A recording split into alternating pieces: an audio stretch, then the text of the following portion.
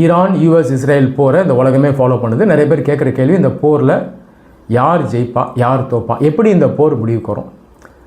சரி, இந்த போர் எப்படி முடிவுக்கு வரும்? இதில் என்னுடைய ப்ராக்டிக்கல் ப்ரெடிக்ஷனை நான் ஷேர் பண்ண விரும்புகிறேன். யாராலையும் ஒரு போர் எக்ஸாக்டாக எப்படி முடிவுக்கு வரும் அப்படின்னு உறுதியாக சொல்ல முடியாது. இன்டர்நேஷ்னல் ரிலேஷனில் கேம் தியரி அப்படின்ற ஒரு தியரி இருக்குது. அதுக்குள்ளே சிக்கன்ஸ் கேம் அப்படின்ற ஒரு தியரி இருக்குது. 2 நாடுகளோ அல்லது 2 அணிகளோ இருப்பாங்க. 2 பேருக்கும் நடுவில் பதற்றம் அதிகமாக இருக்கும் அல்லது ஏற்கனவே சண்டை போட்டுட்ருப்பாங்க. ஆனால் 2 பேருக்குமே நல்லா தெரியும் இது தொடர்ந்து அப்படின்னா 2 பேருக்கும் பிரச்சனை, 2 பேருக்கும் இழப்பு, 2 பேருக்கும் ஆபத்து அப்படின்னு 2 பேருக்குமே நல்லா தெரியும்.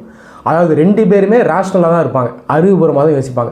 அப்போ தொடர்ந்து இவங்க என்ன செய்வாங்கன்னா 2 பேரும் அந்த சண்டையை குறைச்சிக்கிட்டே வருவாங்க அல்லது பதற்றத்தை குறைச்சிக்கிட்டே வருவாங்க.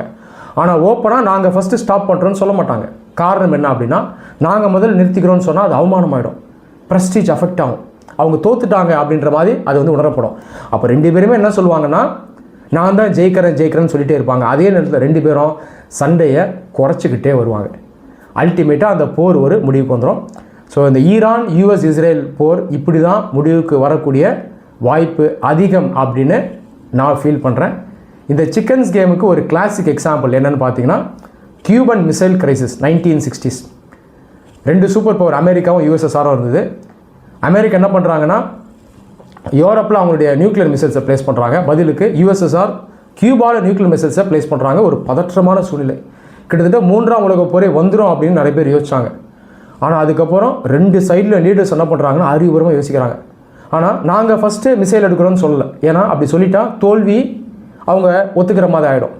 அப்போது நாங்கள் தான் ஜெயிக்கிறோம், நாங்கள் தான் டாமினேட் பண்ணுறோம் அப்படின்னு ஒரு பிம்பத்தை உருவாக்கிட்டு, ஆனால் 2 பேருமே அதுக்கப்புறம் கொஞ்சம் கொஞ்சமாக பதற்றத்தை குறைச்சிக்கிட்டு 2 சைடுமே அந்த மிசைலை அல்டிமேட்டாக எடுத்துட்டாங்க. அந்த கியூபன் மிசைல் கிரைசிஸ் ஒரு முடிவுக்கு வந்துடுது. இந்த அடிப்படையில் இந்த போரும் கூடிய விரைவில் ஒரு முடிவுக்கு வரும் அப்படின்றது என்னுடைய ஒரு ப்ரெடிக்ஷன். நன்றி.